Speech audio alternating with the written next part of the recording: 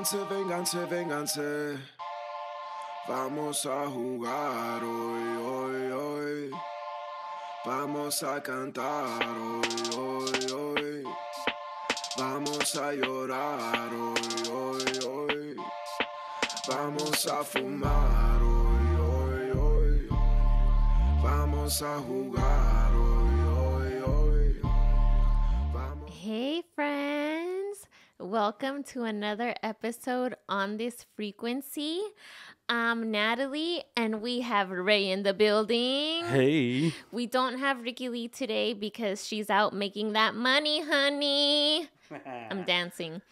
By the way, you guys, if you are listening to the audio version of this podcast episode, we highly recommend that you tune in on Twitch live on Fridays at 6 p.m. or catch us on YouTube on Wednesdays once these episodes drop.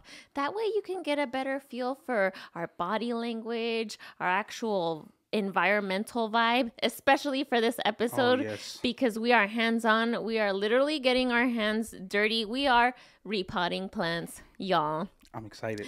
I'm super excited. Senor vibes to the max. Yes. You know, when we were talking about this last week, Ray, I was not expecting for you to be down for this episode. And then all of my plant dreams came true. I was like a child again. I was like, oh my God, yay, someone wants to play. We're going to do it. Yeah, we're going to do it. We're going to do these plant things. So we are repotting plants. We're shooting the shit. We're going to just make Ricky jealous that she's not here. Oh, man, and that FOMO. she's off somewhere else working. The FOMO is real. Working. Yeah. Mm-hmm. Yeah. Girl, we better hear where you were Working. at. Working. That's what she told me. That's what she told me to. Working. Mm-hmm. But yeah, and I think she even tried to play it by sending a text. oh, yeah. Hey, oh, by the way, I'm here and here working. And by the way, we had this conversation. I'm like, That was a good combo, though. Yeah. That was a good combo. Yeah. Should we kind of spill the beans? I You think can. We'll bring in last week's episode. Yeah, we'll bring to in this part of that because that was episode. actually a good topic. And I think because Homeboy is the wave right now. Yes. Right? So a Peso lot of- Pluma, right? Yeah, Peso Pluma is the wave right now. So a lot of people, even at the shop, are like, and there's mixed like reviews on the dude, right? Like, because then there's some dudes that are like super paisa. Yeah. They're like, no what me about cae this bien ese guy? güey. Yeah. You know, and it's just like, I don't know, bro. Bandwagoner. I'm cool with them. Like, Yeah. at the end of the day, Yeah. if He's that- getting it. If that's what it takes for everybody to see what we're doing and what the culture is and was, like, fuck it, let's do it, you know? Yeah, for sure. And so Ricky had mentioned, Nestor mentioned that Peso Pluma would be the one to take Bad Bunny's throne. Yeah, like if anybody was to do it, it would be Peso Pluma, which is kind of cool. Like, yeah, I wouldn't knock it. I don't think they should. I don't think it should ever be that, like, where it's like, hey, one should take the other. I think one, because there's that stigma, like Mexicanos versus Latinos, right? Right. Because it's like you're either Mexican or you're Latino. Like, don't Right. put me in the Latino category if I'm Mexican. Right, I'm Mexican to the core, and don't call me. But I think Hispanic if or anything like that. you put the two together, there's nothing wrong with that. I think it's really dope. Like, I could do a collaboration.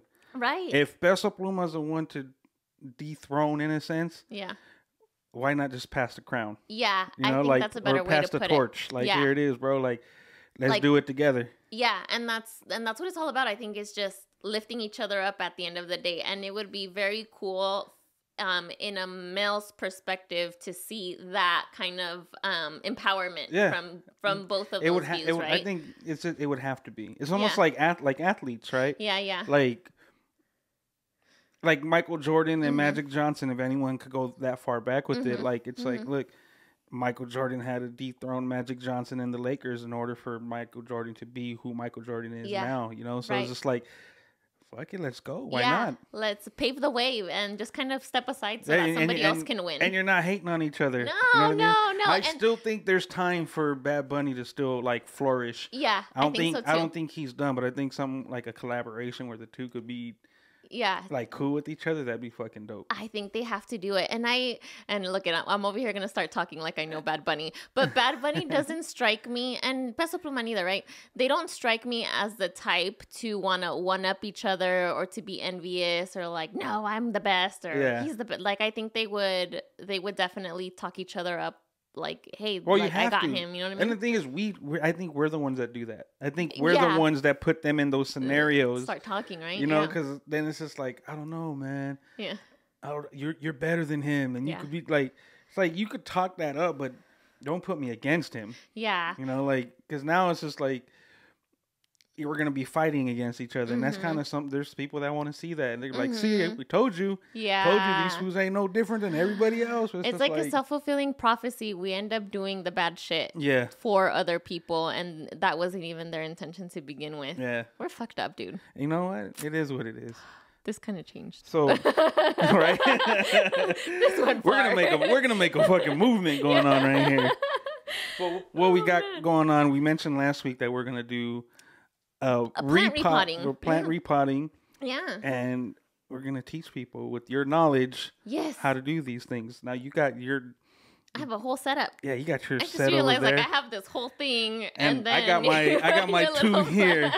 But you know what? I wanted to just bring these two, because these are the two that I'm like, all right, you guys are getting crowded for sure. Yeah. I told you earlier that I repotted a pathos. Yeah. Pathos or pothos? Pothos. Pothos. So I repotted a pothos, which this is, I believe, a pothos. Actually, too. It's right. It's a satin pothos. Yep, that's right. The other one that I repotted at home was a golden pothos. Which I have right here, actually. Yeah, and those tend to do that a lot. Yeah. But after repotting it, mine actually went bing, like it just started standing up on its own. I was like, oh wow, that's how it's supposed to look. Yeah. Eventually it droops because of all that weight, right? Because there's so many, but mine isn't as full as this. Oh, so I'm waiting for it to be like that full, but it needed it because as soon as I repotted it, it did do its thing, and I was just like, all right, cool. It came back to life. I did it right. This one was making me sad. I was like, no, and I wasn't gonna bring it to repot, but I was like, no, it's time. It's missing a whole bunch of soil. I don't even know that I don't think it's a little root bound, but not too much. It could still go on for much longer. And I think we mentioned off air that there are some plants that can thrive being root bound for a while. This is also one of them, but no, this poor thing, like, she needs help. And she also needs to be fertilized too. And for some of the ones that are like, they can survive being root bound, excuse me, those are the ones that are usually, you have to like actually, you don't water them the same, right? Like you would actually have to, from what I've seen and what I've read, that is you should actually like water them from the bottom. Because the root needs to actually grab it directly. Yes, when they're root bound, right? Yeah. Is what you're saying. Yes, I've heard the same thing, and I've tried it, and it has worked. Now, for example, I have one that, like this one here, this Anthurium, that is super root bound. And it's just not, it's starting to fall apart. Like you could see that it's yellowing. And it's coming out from the top. Look at that. And the roots are coming out from the top and from the bottom. So let me see if you guys can see it. Like it's ready. She's ready. And the roots are still very white and lush. So it just needs a bigger pot. But because we haven't repotted it, it's starting to show on the leaves with these kind of yellow spots. So it's time. So that's another indicator, right? Because I had told you earlier about the lily that I have at the house, where the rest of the plant is like flourishing, but there's one or two little leaves that are like coming from the bottom, that are getting those brown tips, and it's just like, wait a minute, why? If all the bigger ones are getting the water, right? Why these two? The bottom ones? Yeah. Why? What would happen with those? Are those browning? Were the bigger ones that are actually up? So and this is like nature, right? And it's a good thing that you mentioned this, and it's a good thing to take note of when you're looking at your plants and seeing, okay, is it time to repot? What does it need? When the plant's leaves from the bottom are starting to yellow, it's natural, because it's just, they're going to die off because they're the oldest leaves that the plant has. So it's actually in a sense shedding, and it's making room for more growth. Oh, okay. So that it can keep up. Because you can think I'm stupid. No, but no. I've been trying to like actually put it like I got a little piece of twine. Like, nah, you got to go up with the rest of them. Yeah, But yeah. it's like it still just finds its way to like drop droop down over. a little bit. So it's just like, you know what? Maybe poor that's thing. just how you want to be. Yeah. And that was the other thing. And I was talking to Ricky. With shout out to Mota Ricky. Hey, girl. She's in the chat. We got see you in Rebecca the Rose. Chat.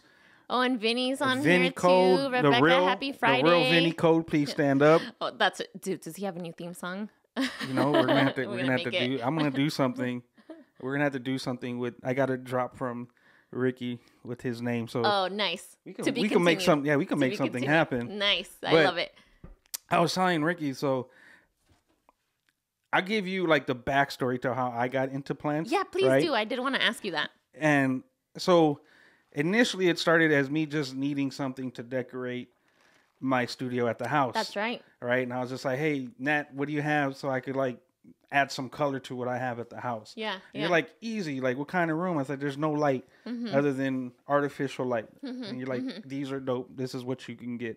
Yeah. Which actually these two are part of that collection that you brought me. Yeah. This one has withstood all of them with ease. Where it's just like, I could leave it alone and there's nothing I have to do with it. ZZs are so resilient. I And love them.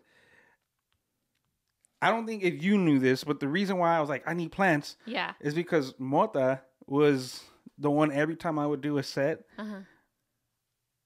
everything around me was a plant. Oh, yeah. That's how she decorates the set. Yeah. Ricky Lee sparked it, and you're supplementing it. Yeah. So, it was bound to happen. Shout out to the host of On This Frequency. Here we are for doing that bright. and turning me into a senor. Important. Yes.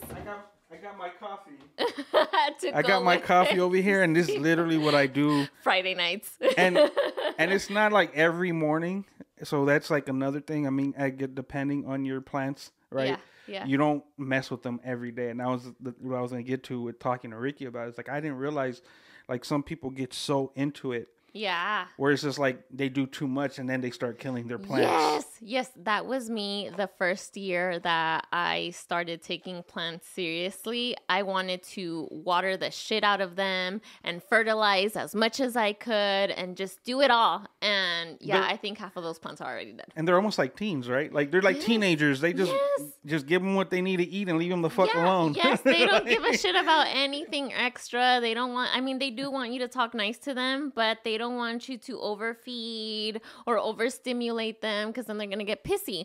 So I'm a better mom now. I am. That's good. Yeah, that's good. Yeah, and I mean, shit, you got. If anyone follows your other page, yes, Primavera Color Limon, which I have highlighted on my personal Instagram as well. Check her out on that because she has. Thank you. And like I've bought. I've bought yeah, like a whole nother set of stuff, which actually that one erythium anthurium. We both said it wrong today. I said eruthium and Aretha Franklin. Aretha Franklin over there. Yes, that's gonna be her name, Aretha Franklin over there. Yeah. That's the one I was like, man, I want to get something for my grandma so that my grandma has something to look at, like in the room, right? Like something that she could just enjoy, and there's not much to it. Right. As far as care, right? Right. So what are we doing here? So I'm going to start repotting this root-bound pothos. And the first thing that I'm going to do is take all of this soil off, the old soil, because it's time for new soil. This soil doesn't have any of the nutrients that it needs anymore. I think this particular plant has been in this pot for the last 3-4 years. So it's time. Okay. So in the process of repotting, for anyone that doesn't know how to repot and is looking to repot, what is the first step to it? So the first step would be to find out what kind of soil your plant actually needs. Mm-hmm. Pothos in particular aren't like very needy and picky. They can take any house potting soil. Mm-hmm. I'm looking at the big tub of soil back there. I tend to mix the soil that I buy. So I buy indoor organic soil. Okay. And you can get this at like, where did I get it? Home Depot. Mm-hmm. Get an organic kind because they're indoor plants, and you end up smelling and inhaling all of the chemicals and talking. And that's just kind of the person I am. So yeah, organic just works for me. So anyway, I end up mixing soil, a variety of things in indoor house potting soil. So I'll do that. I'll put in a little bit of orchid bark. And then I'll also do worm castings into the soil. So the worm castings work as a fertilizer for the plant. Okay. And then the orchid bark helps to keep the soil and the roots, it makes it airy. So that, in a sense, the roots aren't suffocating. Okay, That's technically what it's for. So it's drainage.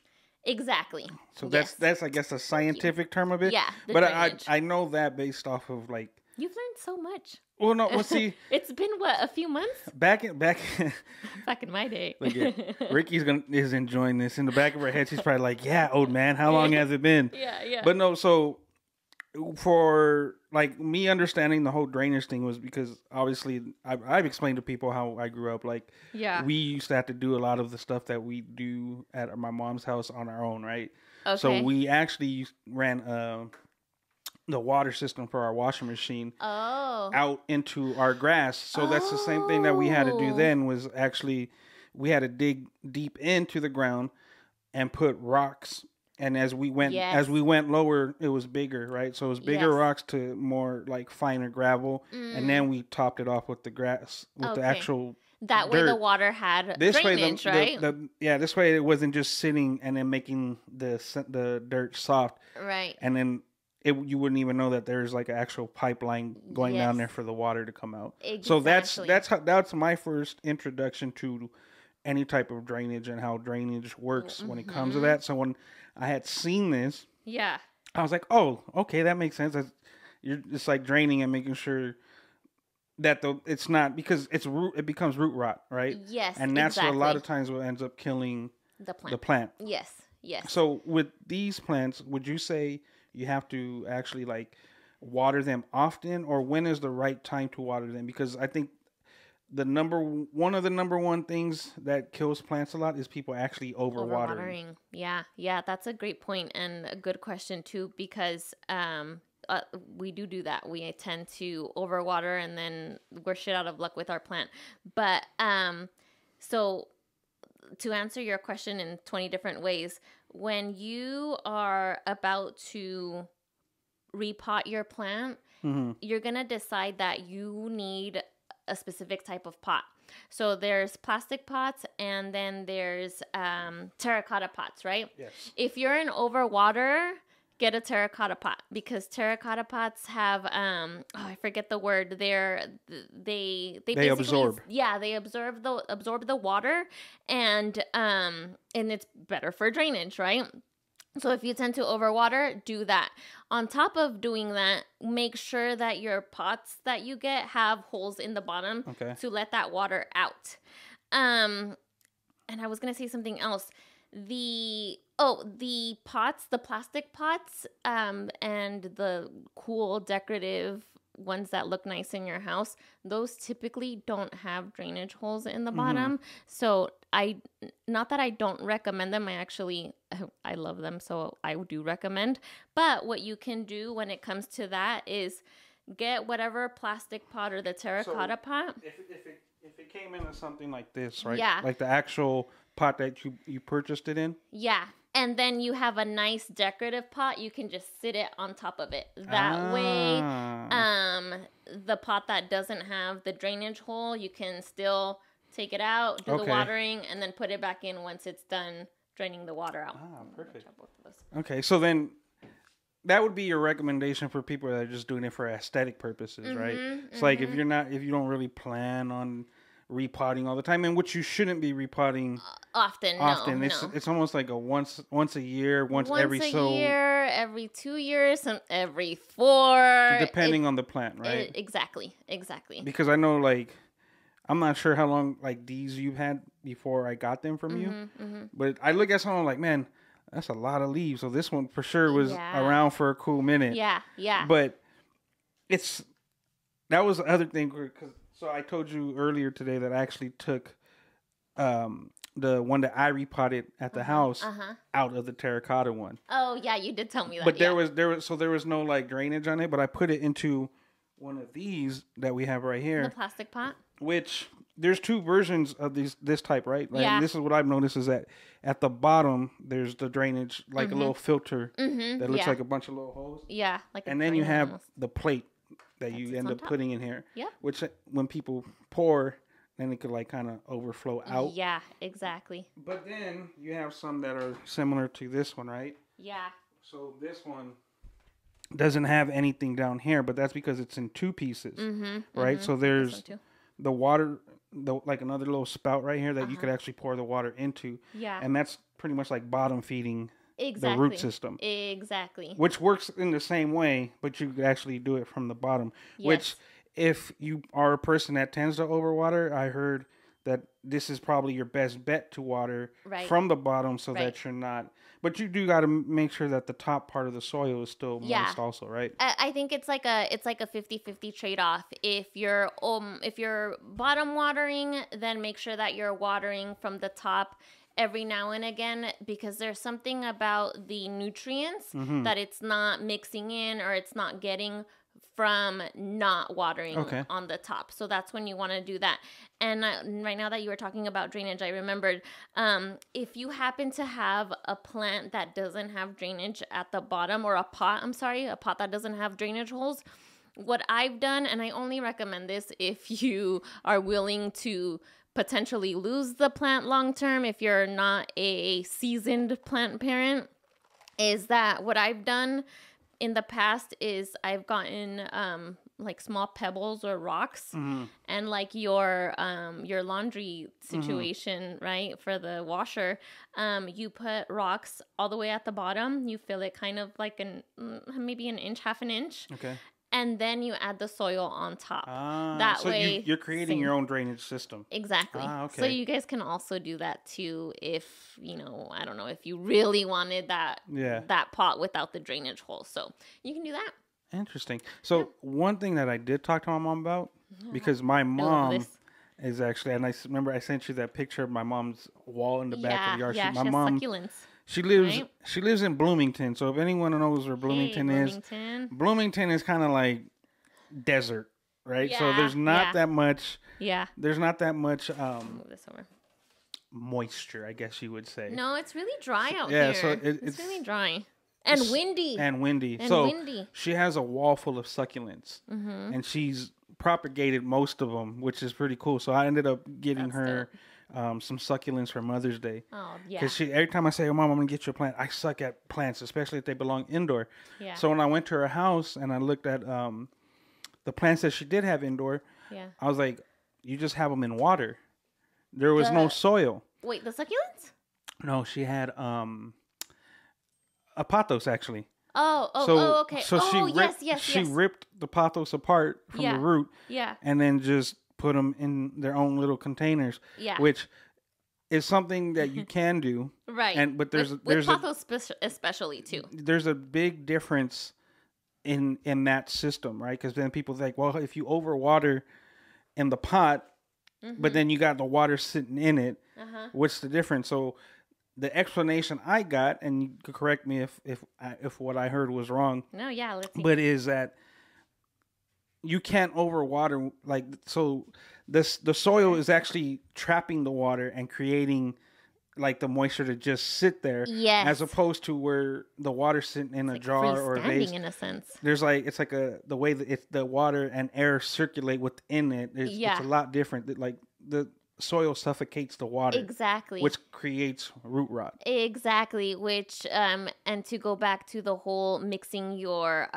soil with orchid bark, that would help to remove that from essentially happening, which it could still happen, but orchid bark in a soil setting would help so that it's not creating any root rot or just trapping in moisture, and then it's essentially creating mold too. You know So what I mean? what kind of plants would you say need that type of? Because not every plant needs that type of drainage, right? Right. So there are plants like more tropical plants. Tropical indoor houseplants like monsteras, like calatheas, plants with foliage that's super bright and very attractive. Those need a different type of soil, and they do not prefer orchid bark because they do like to be moist. So so those types of plants, like for example, the calathea with the super vibrant foliage, they live and you have to think about where these plants live in the world. So for example, again, those calatheas, they live in the rainforest. So always moist, always wet, always humid. So you kind of have to like mimic that. Yes. Which is why, and you mentioned this to Ricky the other day, when we were talking about the plants. Yeah. It's like it's actually good that you take these ones that are very tropical into the restroom with you. Yes, so that they get they get that humidity. Exactly. And if you don't have, that's like the frugal way of dealing with that. Right. If you want to like keep them in there, bring them in and out every into so the often. bathtub or in the bathroom. Mm-hmm. But if people don't want to put their plants in the bathroom, right, what else can they do? So you can buy a humidifier, and if you aspire to be this amazing plant parent, you'll probably have several.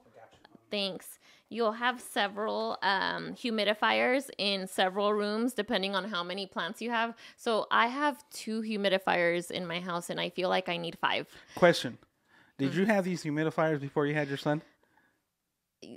Yes and no, and I'm gonna let you in on a secret. I actually put one of the humidifiers in my baby registry for the plants. That was a finesse. So I'm shameless. I don't care. I said, "Oh, babies need humidifiers, but so do these plants." So I actually do you have any plants like near DeLuca? Yeah.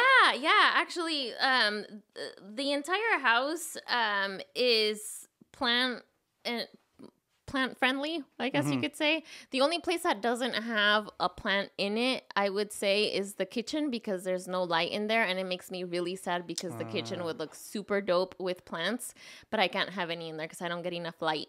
And then the master bathroom that has no windows, so I can't put any plants in there either, and it makes me, those 2 places are like the places, not that I spend a lot of time in the restroom, but you know what everybody, because if you eat good in the kitchen, you're gonna be in the bathroom later. Exactly. And so those are the 2 places that I can't have plants in there. Don't be ashamed of it. It's okay. It's okay.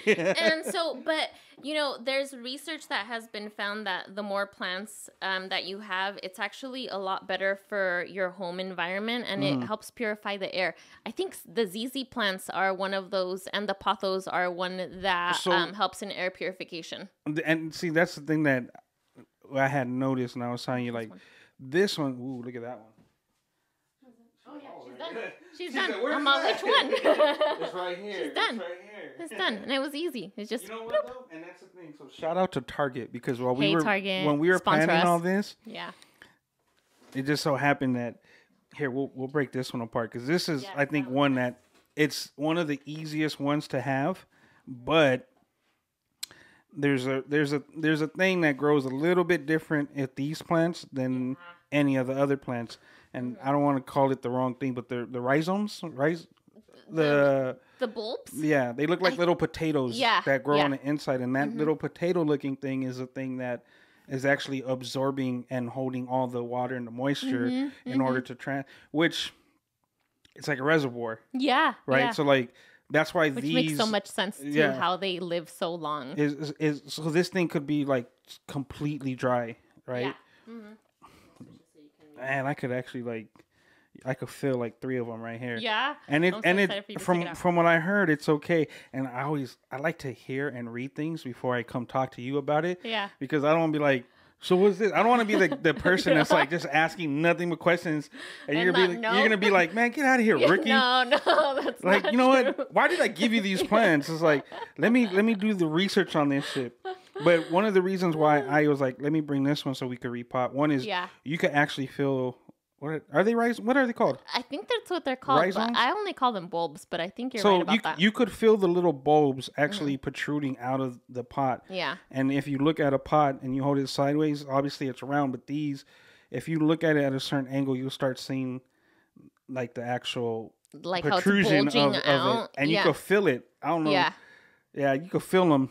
But the one thing I noticed was like so.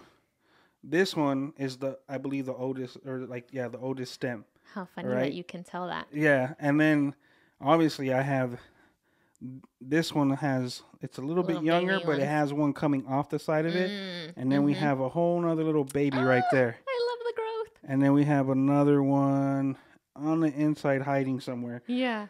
But I was just like, all right, well, those little dudes are gonna need more room, right? Because once it starts expanding from the outside. This is going to need more room, right? Exactly. So I'm like manos de fierro. I end up like just breaking things. Yeah. You know, when I first got a ZZ, the bulb was bulging on the top, and I didn't know what it was. And at first I thought, oh my God, there's a fungus growing on this thing. Oh yeah, it has some nice little roots on there. She's ready. She's ready. On this one, do you break this one up also? Yes. Do you always break up your soil, right? Yeah. And this one, I think you could actually separate it. Oh yeah, go for it. The way I did that so, one, look at. Right now that I'm so glad that you're doing this, and that I'm seeing that for that one. Luckily, it's easy for the soil to come apart. I would definitely recommend whenever you guys are ready to repot your plants, do it when the soil is dry. That way, it's easier to separate the soil from the roots, because I've definitely done it where they're stuck. You don't ever use the soil that's in it. As much as possible. Much as possible. I mean, sometimes it's unavoidable, and you end up with a clump of the old soil, and that's fine. That guy's about to fall off. Don't fall off, little buddy. Did it break? I don't know. Just break it off. I think so. Just break it. Just do it. But you know what we can do? Propagate. So this one is actually going to go in a little thing by itself. I love this. I love that you thought about that. But see, I try to save all the leaves, everything. I don't know if they could see that, but there's actually... Is that the bulb? Little papita right there with all the roots growing out of it. That little papita right there is what's holding all the water, right? And that's why we're able to break it up. Oh, you know what Cynthia just said? And I need to try this out. I've never tried it. She says that she puts a small grow light in her restroom so that she can put her pothos in there. And that's a definite good alternative if you have like, for example, you said that you wanted to have plants in your studio that had no windows, and we could even do it in this studio. I don't know why we haven't, but we can buy grow lights. Not next episode, next plantita episode. Yes, we're gonna have grow lights. Shout out to LA Amy, because LA Amy, hey girl, the PLANTGASM episode. Yes, these are the PLANTGASMs. So yeah, you know what? I don't know why we didn't think about that. And Ricky has said a whole bunch of times, like, these poor plants, they stay here and they're in the dark. And my mother-in-law yells at her because the poor plants are in here and they don't get any light or air or any kind of nurturing environment. So we're going to have to get us some grow lights in here. I'm down. I'm down to be like, look around. Just start throwing shit up in. Let's just, you know what, this is going to become our, you know what's crazy? So doing this and like slightly, so now I'm understanding what you're saying as far as doing it when it's a little bit more dry. Yeah. Is that as delicate as I'm trying to be with it, it's still breaking apart into separate. Oh yeah, which is fine, right? Yeah. That's totally cool. You can separate, and then you're gonna put it back together. And I only ask it because again, I'm manos de fierro. Anything I touch ends up breaking because it's just like I'm not trying to do too much. No, you're doing really good. And plus, I'm in front of the master, and she's like, I'm not judging you, I swear. But oh my God, what are you doing? No, please do judge me. No, not at all. One of the other things too that happens inevitably right now that you're saying that manos de fierro is that sometimes when you are separating the soil, the roots can break, and that's okay. Yeah. That's okay. Well, as long as it plant has, is gonna survive. Because not all of them are not all the roots are strong, right? Exactly. Like some of them, survival of the fittest, right? You could actually tell like how this one is a lot thicker than the rest of these ones. Yeah. So that one, yeah, you really gotta rip it off to actually fuck it up, right? Yeah, exactly. And you should be just fine. Nothing's gonna happen to your plant. So, it'll live. With these, like, so because they do kind of break apart really easy, is it like you could kind of like rearrange it within the pot yourself? Yeah, anyways, exactly, right? exactly. So let's say that suddenly you wanted the leaves to face another direction, then you can manipulate it to do that. Now on this one, I noticed that there's like a little dry outer part on it, like a shed piece. You can try. Lightly pulling it. What's that cause of? It was the shell from where the plant was, or like the leaf. So so it just kind of took it with it. So I didn't do nothing wrong with it. No. Oh, okay, cool. No. It's just all right. No, that's just like it. Imagine it being a snake and it just shedded its skin, and now that's just like the leftover from when it was smaller. So you're good. So with this one, I'm able to just like put it in there so that it still has like an even amount of room to grow around, and that it's not being suffocated. And I have 4 separate little plants out of 1. We're watching Ray repot. This is awesome. You guys are watching me. I'm fucking nervous. I'm about to. Is Ray nervous. What? Hold on. What is Benny saying? Ray is used to getting the blame. I'm like Vinny. We both get blamed for everything. Let me check in to see what did we call them? The freaks. The freaks. The freaks. Shout out to our freaks. Freaks. What are the freaks saying? Man. So this is like. Otto says she overwaters. Yeah. I get that. No. Oh, Amy isn't on today. Otto has a dope yard. I've been to Otto's house, and her yard is really cool. So I would like to know, like, is she overwatering the outside plants or is she overwatering the inside plants? Because there's somewhat of a difference, right? Like, I think so. I wish I could be better at outdoor plant care, and I'm not. I've killed everything that's outdoor.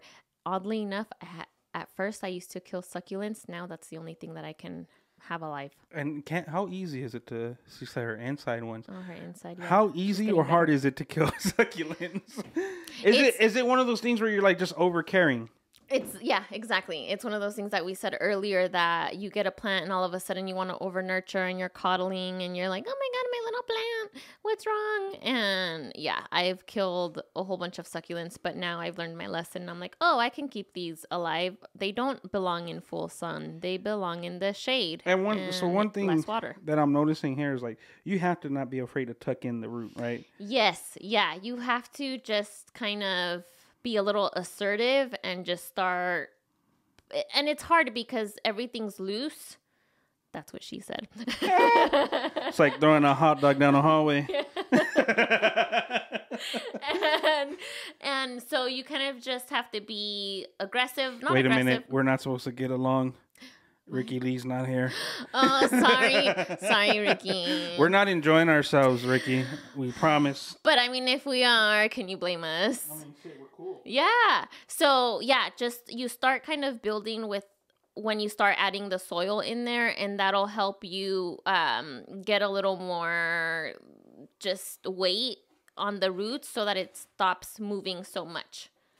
So you're doing good. Good job. Thanks. Round of applause, everyone. Round of applause. Actually, I'm about to take this little pot. Yes, just do that. And I don't know about you, but there are some people in the plant community that are very much like, no, you wear gloves and you do this. Soy de rancho. I don't do that shit. I don't either. And like, I'm from the hood, the hood ranch, not Rancho Cucamonga. Right, no. Like, no offense to the Ranchonians. Again, if anybody knows what Bloomington looks like, it's like hood and paisa at the same time. Yes. So we had caballos and lowriders. Yeah. In our neighborhood. Seriously.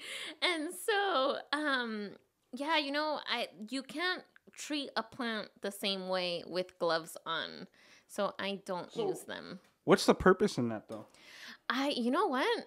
I think, and I don't know the research, but I think it has something to do with the nutrients and the ingredients and things that are in the soil that you don't want to have on your hands. Like toxins. But if you're working with stuff that's more organic, you don't have to worry about that, right? I guess not. I Because mean, I'm not. I mean, for me, at the end of the day, I feel like if you do this in your yard, what's toxic in your yard, right? Like that means you're putting stuff in your ground, right?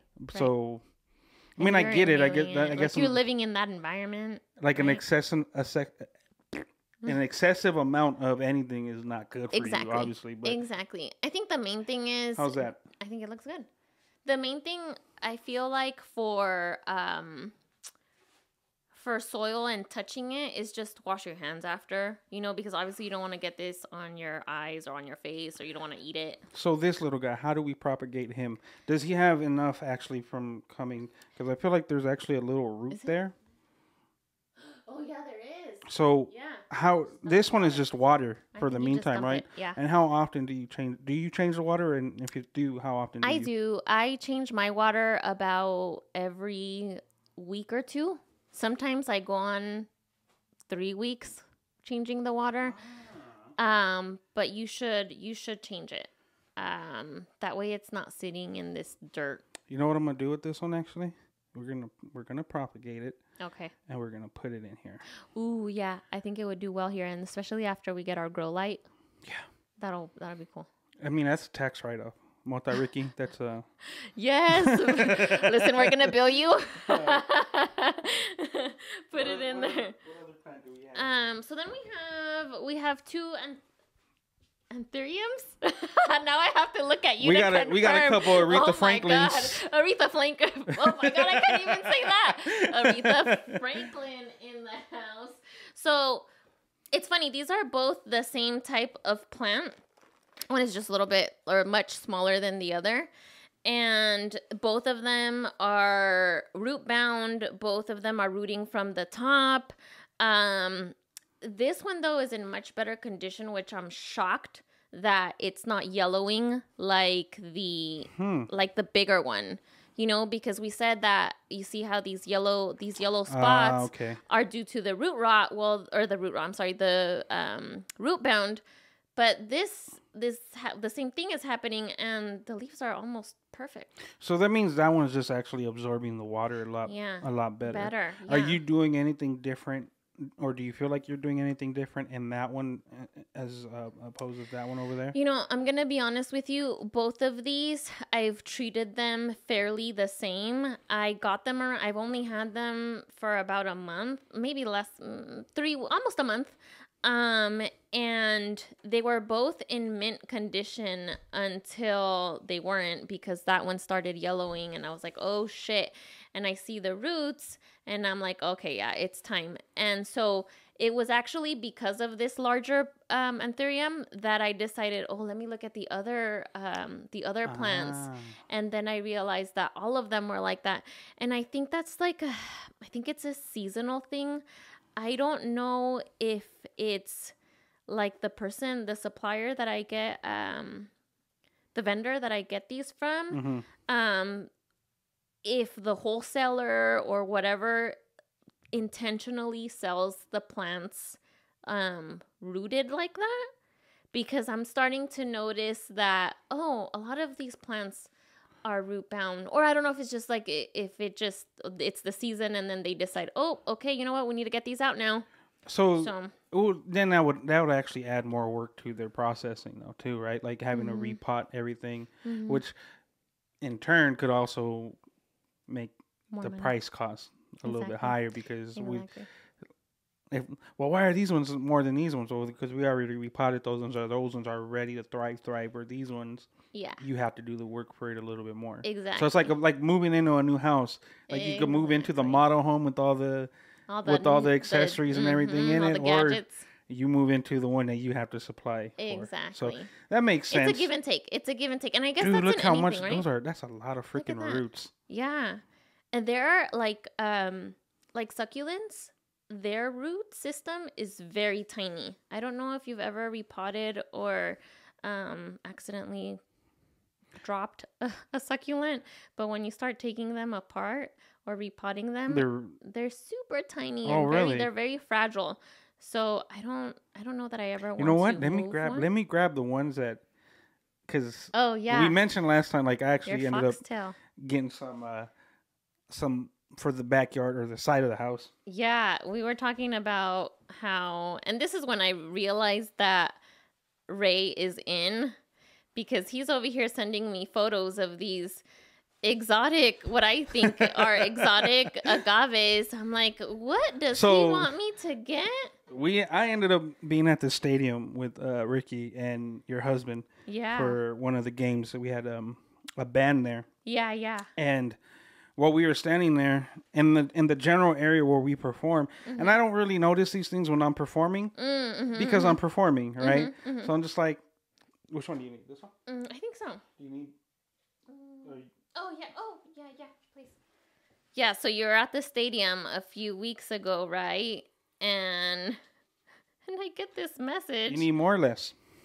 No, like this is good. And then so I end up looking. I'm like, yo, this is really dope. And of course, obviously at the stadium, this is a 1 gallon, correct?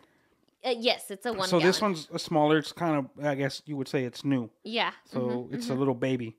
But the one that I seen at the stadium was massive. Yeah. Like if we put it on here, I'm pretty sure it would cover big. It would cover the table. Yeah. So I was like, Nat, can you find this? So this is actually the foxtail agave. Super pretty. Which I didn't know that there's actually different versions of the agaves. Yeah. And the cool thing about this is how they actually bloom, and they bloom like flowers. So it's just like, but the other thing that I noticed, see, I can see the roots on this one too. The other thing that I noticed is that they don't just grow from the ground, like flush to the ground. They actually have like a stem. So it's like almost like a palm-like thing, right? It grows out. Yeah. Like it curves a little too. So listen, once you had texted me and told me, hey, can you get a hold of that plant? I was like, oh shit, where am I going to find this? But then suddenly when I'm driving, all I see is foxtail agaves on every commercial building. I'm like, oh. And because see it now. It's the ease of care for them. Like you don't you could actually probably drive on the freeway, like we're in some of the new construction areas where they have like remodeled like areas of the freeway, like where they do new landscaping. You'll see a bunch of these, and I've seen like huge ones where it's like if you stood next to them, they'd probably be like up to your shoulder height, you know. And it's just like they're massive. If we could do something like this, because again, my backyard gets all the sun.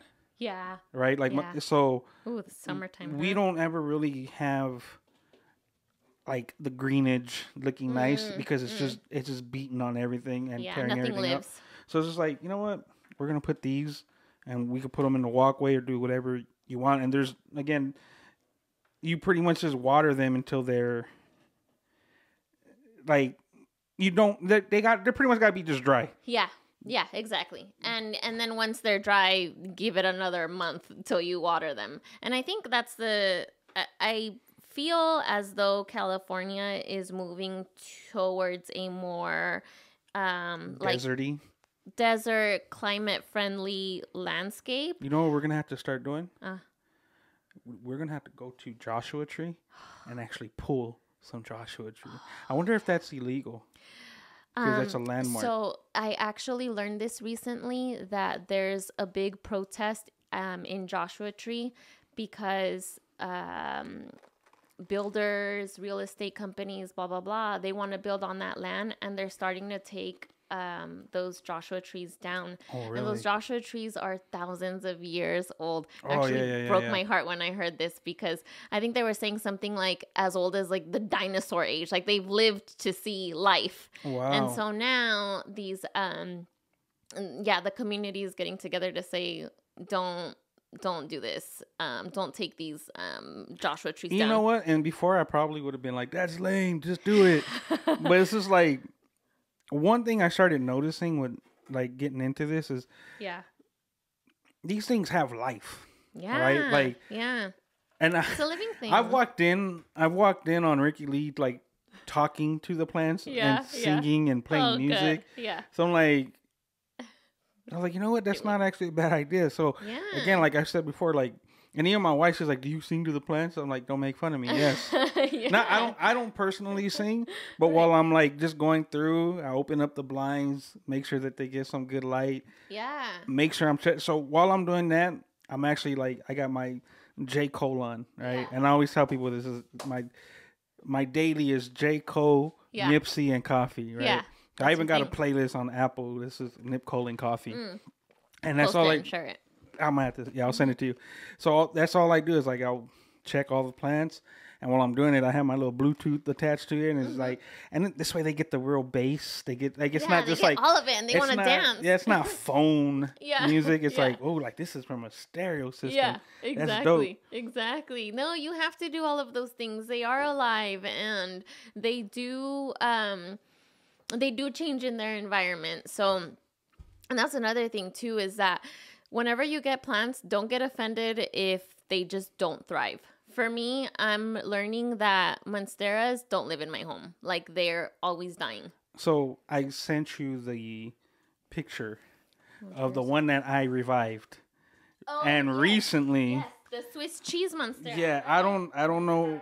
I'm not sure what happened, but I went to go look at it, and all of a sudden, there was a couple branches just sitting on the pot, and I was like, "Oh man, what happened here?" Yeah.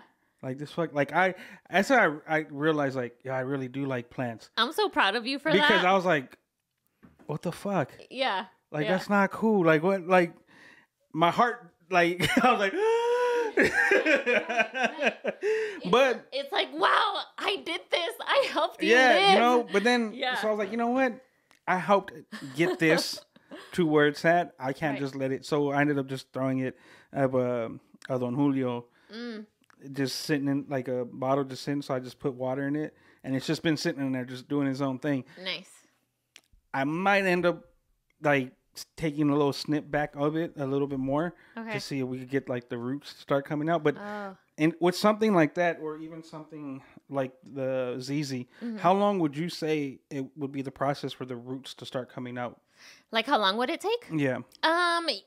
Usually, I think it depends. Maybe about 2 weeks. I say about 2 weeks, you should start seeing some kind of root, no matter, even if it's just a tiny little poke coming out. So this is what I'm gonna do. Let's see. I should have brought it today. I'm gonna bring you Okay. that bottle. And one of them is just a stem, and Okay. there is no node on it. Oh, okay. On one of them, the other one does have the node.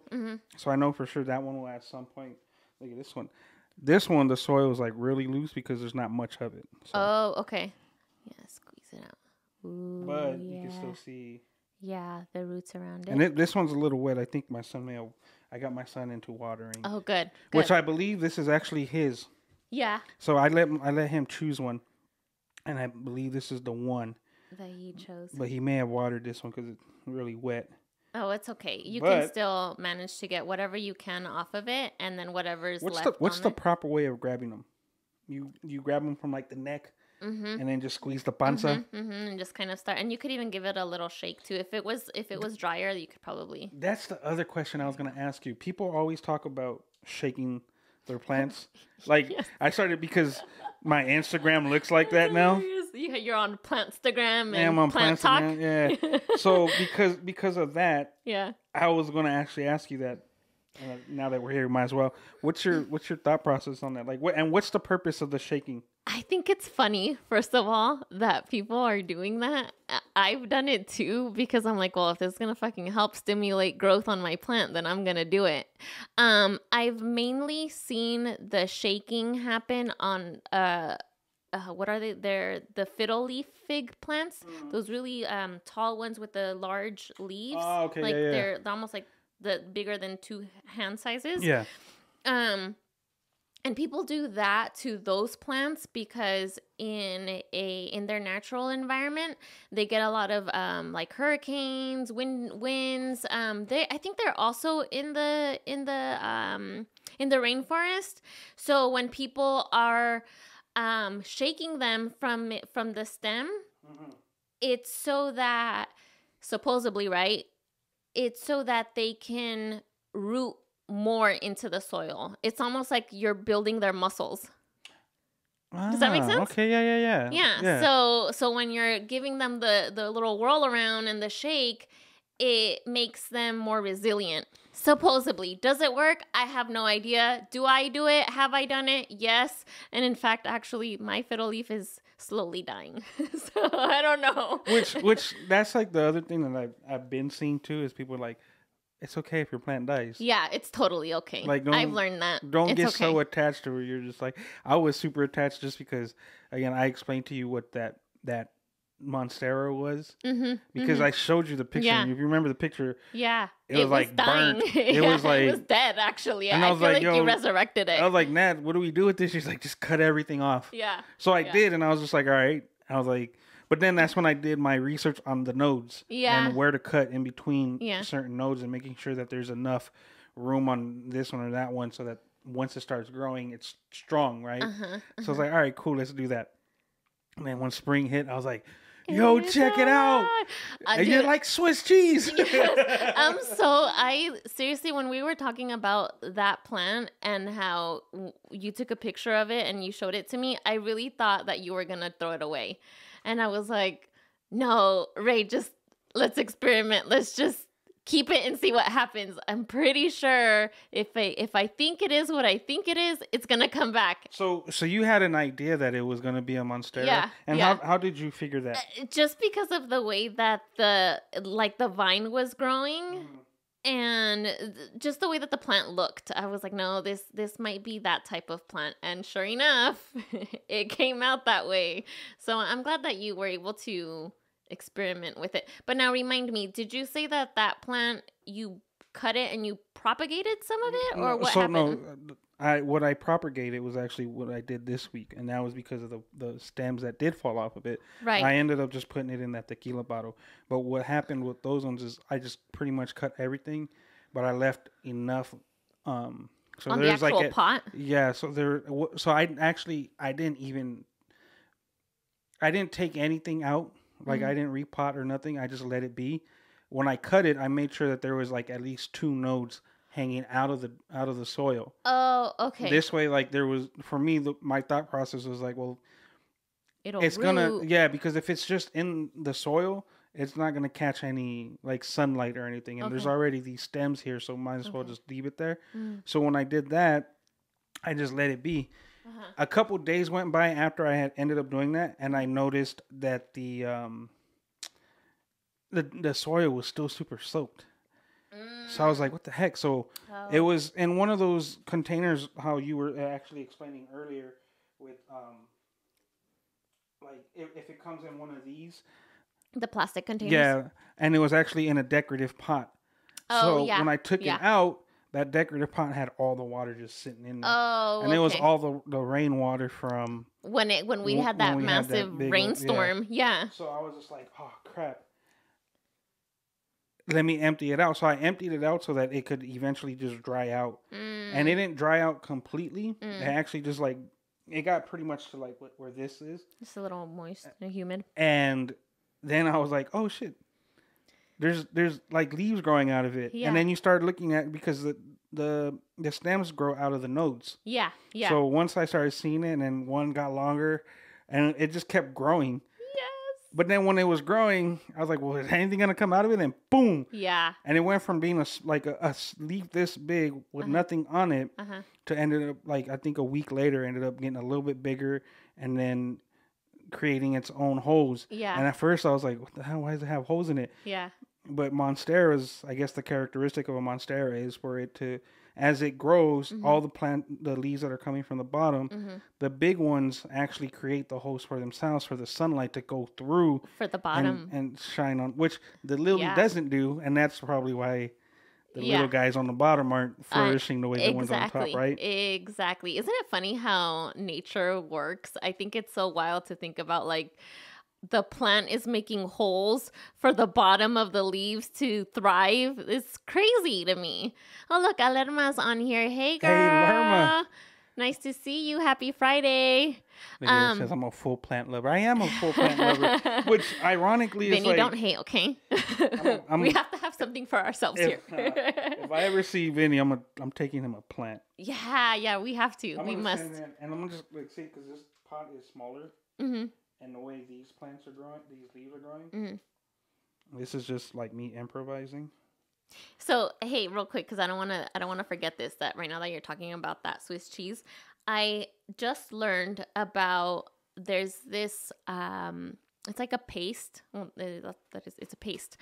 It's called cakey paste, and it's a hormone stimulator. Okay, I just bought this thing, and I started doing it to all of my plants. Okay, It's a paste. So how do you apply it? So what it is, it's almost like the consistency of like coconut oil but thicker. What is that one thing? Like Vaseline? Jesus, sorry, it took me a second. So it's that thick, okay? And it's even that color. And I wonder if it's that. No, it doesn't smell like that. But anyway, so you get this Vaseline looking thing, the paste, and you get a Q-tip, and you're gonna apply it to the nodes of your plant, and that's gonna create hormone stimulation, and it'll grow new leaves. Not faster, but it'll grow where it hasn't grown before. Wow. So, like for example, it will fill it out more. Yes. So like with the pothos, you see these little nodes that are on here. Mm-hmm. So pothos are known to do this. And right now, for the life of me, I can't remember why, but you'll get like these. Yeah, exactly. So that's what the cakey paste will do. It'll stimulate it so that more will grow out off to the side. Like so like this little baby has one growing out the side of him too. Yeah. So there's actually going to be 3 coming out of that one, right? Yeah. Exactly. And so pothos, for whatever reason, after a while, they start getting super viney, but then they won't produce any more leaves. Oh. People tend to cut them back, and then that stimulates new growth. Yeah. Or what I learned was you get this cakey paste, and you scrape a little bit of that node off. So I seen something like that. And then you rub the cakey paste on there, and that stimulates and makes it all fun.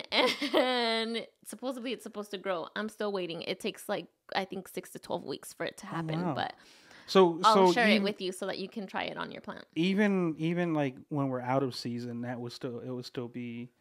I would say yes, and here's why. So and there's reasons why you should and why you shouldn't. You can. And this goes for fertilizer too, right?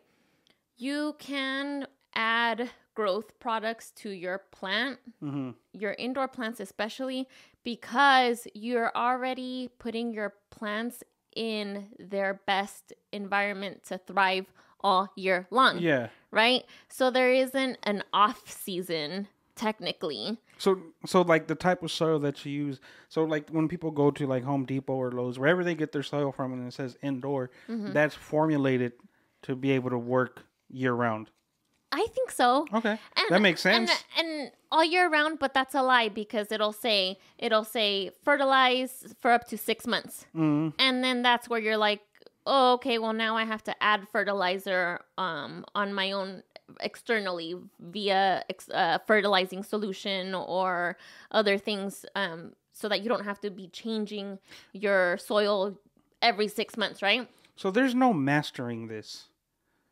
I think no, there is mastering this. There's botanists and there's all kinds of people that dedicate their lives to this. But I'm saying like because even those people that have mastered it, I'm assuming they killed plenty. Oh yeah, for sure, right? Like, for sure. Like I'm not perfect. No. I just fucked up a lot, so I know. Yeah, you know better, right? So I know better, but for sure. Because I think each plant has its own characteristic, right? Yeah, so we're like, if we're looking at this Aretha Franklin versus this Aretha Franklin. This one does, I think maybe just one leaf has a slight brown tip to it, as opposed to this one has like brown spots. Yeah. But you're doing the same thing to both. Exactly. So the mastering or the fact that you can't really master too much is because each plant has its own characteristic, right? Yeah, they all have a mind of their own. They're like children. Yeah. They're not the same. They don't all... Like your kids are different than my kids. Right. So the way you parent DeLuca would be probably very wouldn't different. work for the way my kids will run all over everybody. I'm sorry. Listen, I mine's love- still too young, but let's not make him too innocent just yet. I love Your my kids are kids, good. but my kids are they're like the dad. They know how to put on the face to be like, I'm cool. I'm cool. I don't do nothing wrong. but as soon as you get to know me, tears, little I'm ripping tears. through it. But I'm sure like they're also at that age where like everything is fun and a game, and also they want to poke and challenge, right? I assume. I don't know. You know what? My son, I think now has realized, Mm-hmm. like, dude, I can't test my dad no more. Once in a while he'll do it, but he used to always do it. And I'm like, bro, I don't Especially know. because he's older now, and you're probably treating him a little more different, right? You know what? I always thought about that. Like, Yeah. my daughter's 6. She's gonna be 7. My son's gonna be 12. Yeah. So it's just like I remember when my son was 7. Oh. I was like just cool with them. I was treating them like a 7-year-old, I guess you would say, right? Like I was tough on them. I think I'm always tough on my children. Yeah. Obviously for specific reasons, each Right. one individually. Right. But now that he's getting older, I do fall back on it a lot more. On right? being On being tough. as tough. I think it's more so like I pick my moments to be that tough with him. One is like I know for sure he'll remember from this point on. Okay. For sure he'll remember how I'm parenting him, right? Okay. But then two is just like I'm trusting him to be mature enough. And if he ends up slacking off or doing something that he's not, then my approach isn't going to be how it was when he was a little bit younger, which I did it in reverse. Like I feel like a lot of people kind of baby when they're younger because they're little, they're babies, but it's just like, no, I'd rather be tough on him now so that when he's older, There's a respect. There's a respect, and he also can enjoy being a teenager because I'm gonna treat him with the respect as him now becoming a man. You know what I mean? So that's I kind of reversed, I guess, the psyche of how people do it. Yeah. So it's just like, and it's working. I assume, like I know there's still like quirks and little things that like, you have to work through with him. He still favors his mom in a lot of things, as he should, right? Yeah. But he also gets like, yeah, Dad, like I was talking this and that, like, so he's starting to open up more about things. Okay. And in return, I'm learning how just to listen. Yeah. Like, good for you. I don't need to fucking say something to him. Yeah. Now, if it's like out of bounds, and I'm gonna like, hey, mijo, not that one. Yeah, though. I'm gonna put him back in there, but I'm not gonna be like, well, that's dumb, or you like don't like. It's like, nah, you're gonna learn. You're gonna figure it out. Yeah. So you might as well just do your thing, bro. Yeah. You know what? I can appreciate that approach. I think that I feel as though we don't give teenagers, kids, the credit that they deserve. Like I feel that we dumb them down. Yeah, and we treat them like children, right? Mm-hmm. And then we don't understand that they're also people. Yeah. And that they have thoughts of their own. And I feel like if we want to get, and I don't think people say this enough, especially in older generations, that we should be able to let them have, for us to respect them so that they can respect us in return. Yeah. And then but people just think, oh no, they don't respect anything. They don't know. You got to teach them how to respect. It's like, well, you teach them by doing it. By respecting them, right? Like, you got to just give them their space, that you have to understand their boundaries and the whole nine. But I don't think people realize that. I think especially in our culture. I don't know.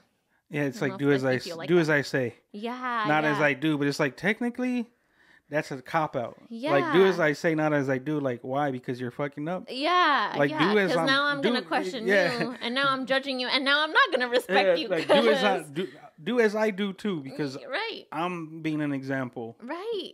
That makes sense. Right.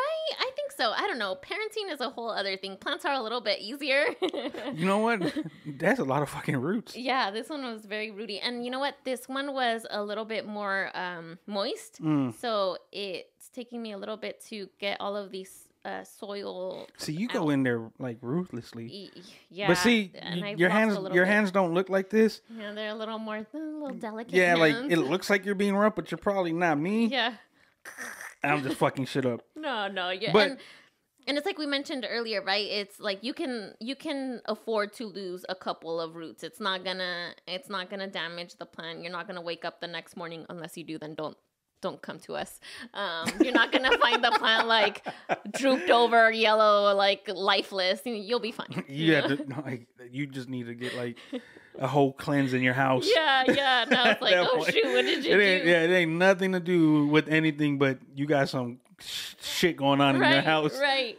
You know what what's worth mentioning right now too, while I'm doing this, is don't be scared to cut. You know what? So don't be scared to cut. It'll actually produce more growth for the plant. Especially if the leaf is already one that you gave me, and I took it down to where there's I think only like 2 leaves left, and I forgot which one it was. It's kind of like a waxy one that had like white and green. Waxy white and green. Yeah. Like an evergreen, maybe? I don't know what it was. I'm going to be honest with you. Wait, I forgot. Describe it again? Let me see if I have a picture of it in my phone. Only because I was like, yo, all these are getting brown. So I was like... Well, you look that up. I'm going to... They're not in... They weren't in a space where they're being burnt or they're getting too much... White? This one. Oh, yeah. That's actually... a pothos, like a joy pothos. Okay. It's a variety of a pothos. So this is the one of all the ones that I got from you. Yeah. And I'm just fucking killing it. I don't know. The leaves are a little more fragile on that one too. They're like paper. With something like this, because I don't know if anybody, I don't think they'll be able to see that. But the characteristic of it is it's pretty much like it's a green and white leaf. Yeah. But for some reason, I'm getting a lot of brown and like wilt out of it, and that's the thing. I wonder why.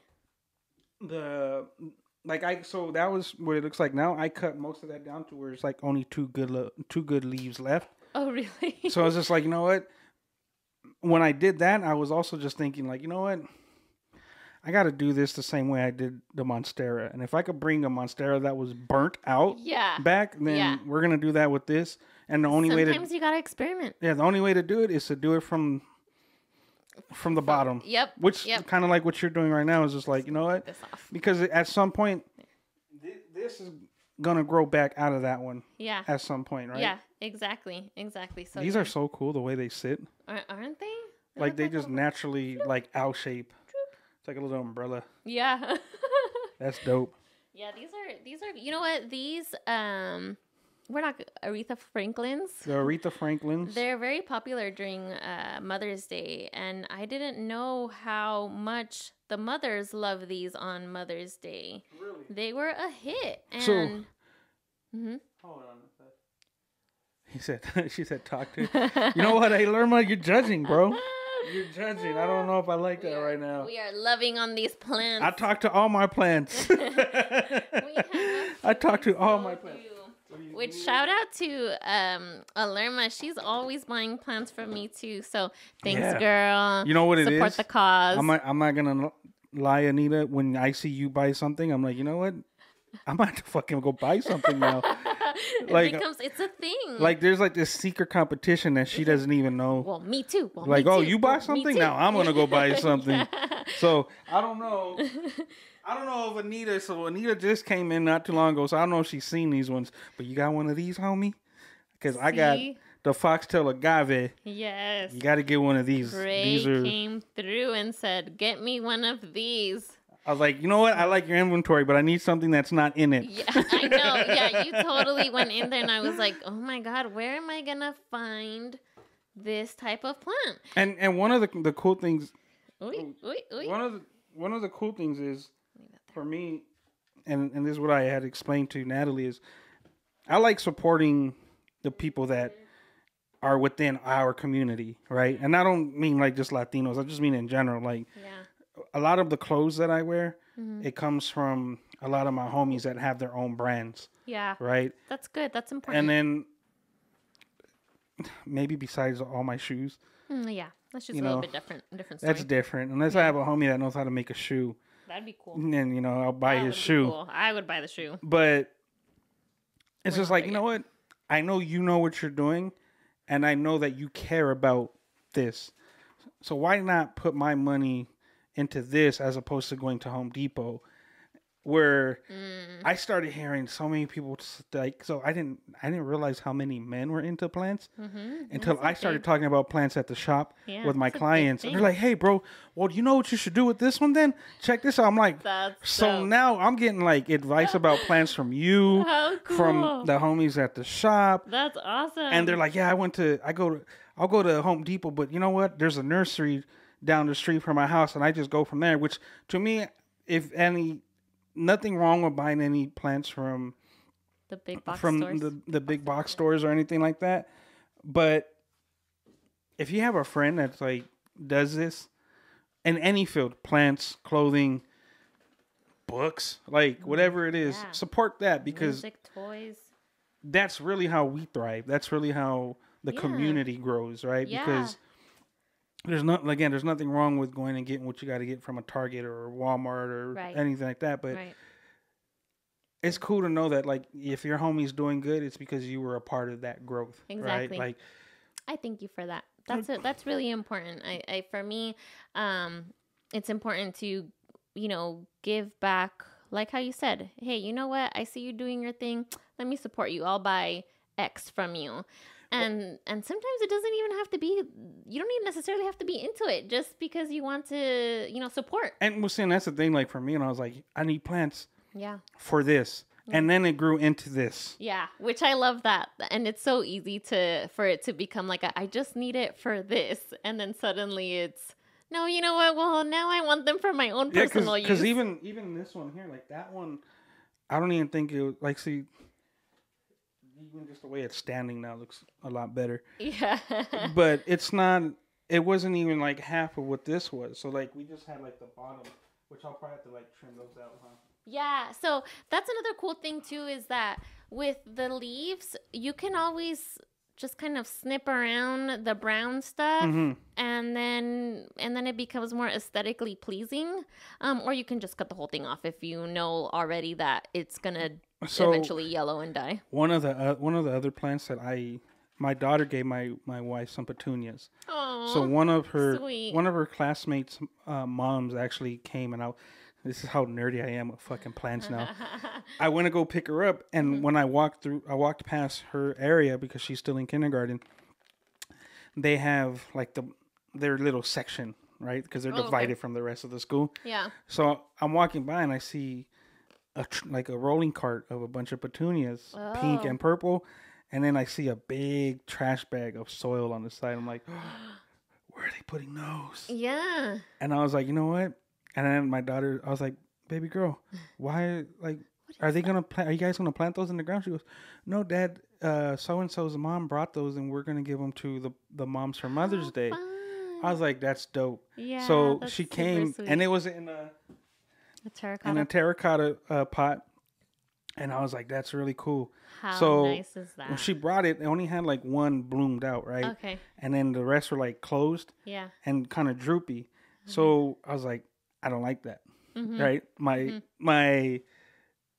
My wheels started spinning in my head, and I was like, hold a second. You had the temptation how you were like. So then I started researching petunias, because petunias are actually outdoor plants. Yeah. And I was just like, it's in an area with a lot of light, so it's not like it's not getting light. Right. They just put fresh soil in it, so it should be fine. Yeah. Put a little bit more water. Started like lifting a little bit. Yeah. But then I started reading, or not reading, I saw a video where there was a guy saying that you could actually take on, like, petunias, the way they grow is they grow because they're going to, like, stop growing at a certain point. Right. But when that happens, that apparently the plant is telling itself there's nothing for it to grow no more. So when it grows, it's actually okay to pull that flower off and pull it from a certain point so that it keeps on blooming more flowers. I see. So I went through and I was just like, all right, cool. Well, this one looks like it didn't do it all the way, but it's done. Started popping all of them. Oh my gosh, I'm nervous. And now, like, it's just like they stand up higher and they're bloomed out a lot bigger. No. So I was like, oh shit, that's so. Yeah. And now I'm like, fuck, I wonder what I could do with the outside. What can I do now? Yeah, like, what am I gonna? No, and it's funny, and that's exactly why I had mentioned earlier about don't be scared to cut the already dying leaves, or if they're spotting or whatever. take them off because that's going to stimulate new growth for the plant. And the longer you delay that, the longer it's going to take for the plant to start having new leaves produce, because the energy that it's currently using is to feed that leaf that's already dying. So what you're doing is just speeding up the process so that it can push more leaves out. You know what I mean? Does that make sense? So you're just throwing it the assist. Yeah. Oh, well, you're... Yeah, there you go. Well, so... Stop beating around the bush, we before we go, we asked how I got into plants. Yeah, that's right. How the hell did you get into plants? That's a good question. So I actually, from inception, my mom, if you go to my mom's house, she has a jungle of a home, which I didn't appreciate growing up. My mom has a bunch of bushes, shrubs, palm trees. She's got a green thumb. She has pomegranates, she has dragon fruit, passion fruit, she has oranges. Everything grows in her backyard, right? And the same way that the backyard and the front yard look is also inside the house. So the living room is filled with plants, which was my biggest, I hated it growing up because then come Saturday morning or the weekend, it was cleaning. Ponte a limpiar esa mesa. And there would be, the coffee table was filled with plants. And then, of course, when she was watering, the water would droop through. And then there was water spots on the coffee table that I would have to clean up at the end of, the week or whatever. So I always hated doing that. And I would always tell her, stop buying so many plants. They're everywhere. I can't stand it. And now my house is equally turning the same, which... How does Mike feel about all your plants? He likes it. Really? Yeah. You know what? He doesn't mind it at all. Well, his mother has very much a green thumb as well. Yeah. She has a very probably one of the nicest backyards I've ever seen. Yeah. Yeah. She has... Everything grows in her backyard, too. So he doesn't mind it at all. I think that the only thing I wish was can you just help me water them? So now I've become my mother. So he likes looking at them. He's like, I like looking at them, but don't ask me to do nothing with them. Yeah, no, which I wouldn't ask him to, because then if something were to happen to them, I totally blame him. You killed my plant. You're like, I didn't even touch that one. Yeah. And then you're like, damn, that was me. Yeah, you did it. Exactly. Yeah, exactly. I'm like, you did it. You did it, like Spider-Man, right? But I think what I will say about having the plants in our home is that whenever we invite anyone over, they immediately feel like a different vibe in the house. They completely zen out. Yeah, and I think that's why when I had hit you up, man, I need plants, was for that reason too. Again, shout out to Ricky, because Ricky was the one that anytime we'd have a set, and we would do anything, it was just plants everywhere. And even the DJs that would come in, they're like, I really dig the vibe. This is cool. The one cool thing also about plants is indoor. A lot of these plants actually are doing you a service. Yeah. Right? There's some that actually, they're killing a lot of the toxins that are in the air. Exactly. And you don't even know it. Exactly. And so it's just they got a job to do, and they're doing it from inside the house, which in turn helps you. I didn't realize that I forgot which one I had seen, but they had mentioned that one, I forgot what plant it was again. It actually helps with your allergies. And I was like, what the hell? How does a plant help with allergies if people are actually allergic or having allergies due to the shit season, like plants and the seasons and shit? But apparently there's plants that help with that. Yeah. And then I even... actual lavender, I heard is good for depression and shit. Yeah. But another key thing that it's good for is actually mosquitoes. Yeah. And I didn't know that, so I was like, you know what? Plant those in your front yard. Backyard's going to get, because we have the pool in the backyard. Oh, yes. So you know what? We're putting them all on all around. I'm still learning how to take care of lavender. Every time that I buy it, I think it's, you know what? I'm thinking about it, and I think it's my patio and because we're on the third floor, a lot of heat just gets trapped there. And then the sun is just too strong. And I think with the cement and all of that, it's kind of like you gotta. radiating. It's one of those things, the ones that you have to like actually move around. I think I do in order for it to thrive. Yeah, so I haven't been able to keep any alive myself in the current situation that I'm in. But lavender would be really nice to have because they just look pretty and they smell amazing. What other care-wise, what other like suggestion would you have for anybody that's looking into getting plants and like what besides obviously the repotting that we just did, and making sure that the roots have enough room to grow, and knowing which ones, like again, the ZZ could have easily been in that little ass pot for way longer, for like another year or two, probably. I think so. But what would you say besides repotting and checking soil? What would you say is another like key thing to make sure you're doing with indoor plants, especially? I would say check your lighting, because the lighting has a lot to do with your plant's ability to thrive. Like we can reference the ZZ again, right? It could live anywhere. But there are other plants that need bright light, or some need indirect light, or some need low light, or, so make sure that you're checking how your house is situated and how much light goes in that particular area that you want to put a specific plant in, because that plant may or may not like that lighting situation. You know what I mean? So that's a big thing, I think. And see, I didn't think about that when I bought that lily, that sensation off of you. Sensation, yeah. And I was like, oh, let me get this out the car real quick. Yeah. I put it on my patio, and then I went to go pick up the kids from school. And that 20 minutes, 30-minute window, it got hot. When I came back, the leaves are just drooped out, and some of them are black. Yeah. I was like, what did I do? And so they ended up burning. So apparently, if you ever get a lily sensation, or what's the other, the peace lily, they do not like direct sun or heat, and they can only thrive within 60 to 80 degree temperature. And in indirect light, like in the in the little corner. It has to be in the shade, basically. Yeah, and I was like, oh man. Yeah. So that's why now I'm just making sure I cut the dead ones off. I'm so sorry. So the ones that did burnt, they ended up growing, and some of the burnt parts started decreasing. Oh, good. But they started getting burnt, the burnt part started having some white on the edge. I'm like, oh, these are about to fall off. Oh, okay. So I was just like, you know what? Snip it. You just have to snip it. That's all you have to do. It is what it is. Yeah, you have to. Sometimes you have to. So yeah, just check the lighting. I think lighting, soil, fertilizer. Oh, which, listen, this is what happens when you're overtired and going on little sleep and dealing with an infant. Yesterday, I decided, I'm going to start fertilizing my plants. So with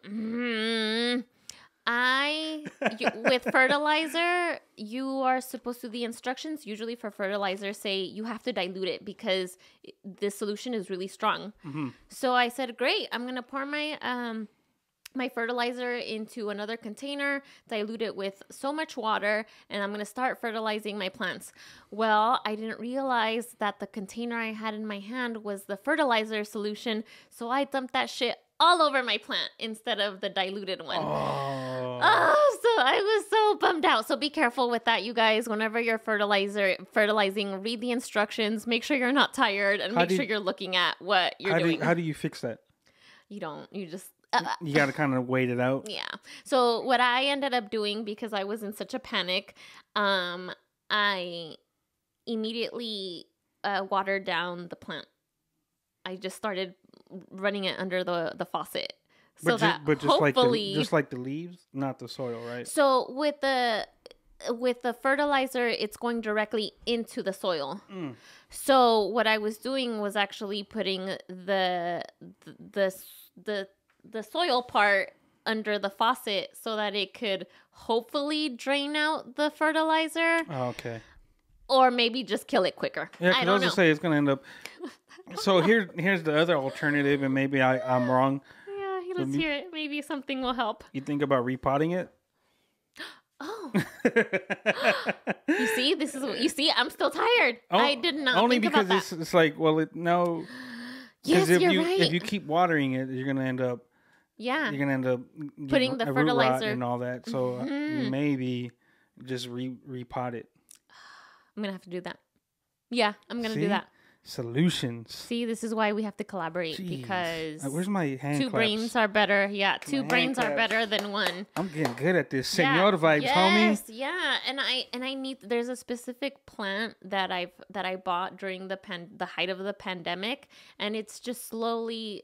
Actually, I thought it died completely. That's the one that you posted earlier. Remember, it was like really big and leafy. Yeah, it was. That's a calathea. Like, yeah. Okay. So those are like the tropical ones. That you those have to ones worry are about. actually kind of hard, though. No, super hard. There's because those ones, and there's another one that I've been seeing that people like. They're excited because even like the leaves are huge, but it's a tropical plant. But like people get excited, and then when they're like, "This is what it looks like," and then like 6 months later, it's just like pink. Yeah. And it's like no matter what you do, that's just it dies. It just dies. And it's just that's just maybe the characteristic of it, where it's you got to kind of guess. You just got to cut it at the stem and let it keep regrowing. Yeah, I guess. And at the end of the day, it's because we're taking them out of their natural environment, and we're trying to mimic the environment that they're supposed to live in, and it's just not what they truly need.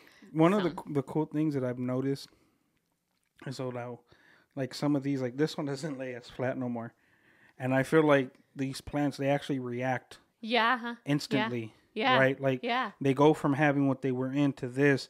Like when this one was here, it was just like flat. Yeah. Now it's actually starting like it's raised up right? a little bit more. So that was another thing that got me really like into your videos with the like watering them and then like the time lapse and they're just like yeah, isn't that super fun? I love doing those because in the moment you think like, oh, well, nothing's really happening. And then you play it back and you realize like, whoa, this happened so slowly right in front of my eyes. So yeah, you guys can check that out on Primavera Color Limon. And it would even be cool to see the beginning of this episode with the plants and then the end to see how they changed. Yeah, we got to go back to it. So watch it on YouTube, y'all. Yes. And before we go, shameless plugs. Obviously we mentioned Primavera Color Limon, yeah. But if people want these plants, where do they reach you? How often do you inventory and what can or can't you get? Well, thank you for that, Ray. So yeah, you guys can go on my Instagram, Primavera Color Limon, and I pick up inventory on the 1st and on the 15th of the month, except this 15th because it just happened to be Mother's Day and there was like a blowout sale, right? So towards the end of the month, I should be picking up more. And currently, you guys are able to order for pickup in Rancho Cucamonga. So if you guys are locals or wherever you're coming from, you're gonna drive into Rancho to pick these up. And the inventory that I carry is typically indoor house plants. Okay. With some exceptions. I can get a hold of some outdoor plants like I did for you. And I actually wanted to mention that the nursery that I got those from, they had chickens. So it made me really excited when I went in there and I was like, oh, you guys have chickens? It was very cool. So they're like full on. Yeah, they're like a whole farm. That's awesome. Yeah, it was pretty dope. So if there's also you guys have the ability to request a type of plant. If there's a plant on your wish list that you haven't been able to get a hold of, I can write it down and I can get it for you. Cynthia, one of our freaks on our Twitch chat, she actually a few months ago had told me about a plant that she wanted. It was a Japanese honeysuckle, and for months I couldn't find it. Until finally I was like, oh, here it is. And so I was able to get it for her. So it's just a matter of if there's a plant that you're looking for, give me some time. I will locate it. I will order it. And then I will get it for you. Nice. So yeah, that's basically it, you guys. Thank you so much, Ray. Did I miss something? Thank you. No, I think that was it. That was good, huh? That was, you know what? I feel like HGTV should pick us up because HGTV, I'm here. I am the new Martha Stewart with our lovely Raymond Andrew. He is Ray. We are like Martha Stewart and Snoop Dogg. Man, we're way better than that, homie. But better. Wait a second. Hey, Lerma says she wants mine. Mine what? My the foxtail agave. You want my foxtail agave? Because actually, I do have two, and anyone who knows me is I'm a giver. Like It's good to give. if I have more than enough, and I also know where I can get it. Yeah. So I have one here, and I have another one right here behind the camera. She said plant that one. The foxtail? The foxtail agave, this one that I'm pointing at, that's the one that you want. If that's the one that you want, we have an extra one, and you can have it. Yes. Share the wealth. Share the wealth. Yeah. And there's so much that A. Lerma does to support everybody, though, too. So it's just like... I love Alerma. No, you're not kidding no more, homie. Supportive. Now, I'm giving it to you, and you have to take it. And if you don't take it, I'm going to be very offended. Alerma is also a giver. I went to drop off some stuff that she had ordered from me a while back, and I think she had orange trees. She gave me some oranges, so I love that. And I'm now... What is she saying? Vinny Cole's asking my wife if I'm a giver. Pause, Vinny Cole. I think you know the answer to that one, bro. But I think yeah. So this extra one I got for you right here, A. Lerma. So you either hit me up, we could set it up right. I could drop it off. You could pick it up, studio, wherever. That one's yours. Hey, and if you guys are local again in the IE and you're in need of some therapeutic goodness, check out Alerma's sound bowl healing. She does some dope ass sessions. So yeah. We're talking about giving back. My wife shout out. Came back from that. She was like, we all fell asleep. Mm-hmm. It's so like, relaxing. Just thinking about it, I'm like in Zen mode. But anyway, y'all, thank you so much for tuning in with us today and being a part of our repotting party. I had a great ass time. Thank you for doing this with me, Ray. I hope that you got some good information. A lot. And next time, Miss Ricky Lee is going to be in the building with us. So. Yeah, that'll be fun. So we'll have to include her the next time that she's available. We'll have to pencil her in early. All right, guys, have a good night. Today's episode was produced live by Raymond Andrew at Rose City Sound Studio with your hosts, Natalie and, Ricky Lee's not here, so with your hosts, Natalie and Ray. What the hell? For inquiries, topic suggestions, and sponsorships, please email us at onthisfrequency@gmail.com. On This Frequency is available where all podcasts can be streamed. Watch a live stream recording every Friday at 6 p.m. Pacific Standard Time, where the sun always shines, on Twitch at twitch.tv/onthisfrequency.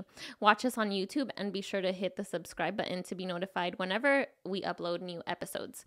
You can always support the On This Frequency team by buying us some coffee. You can send us your donation at buymeacoffee.com/On This Frequency.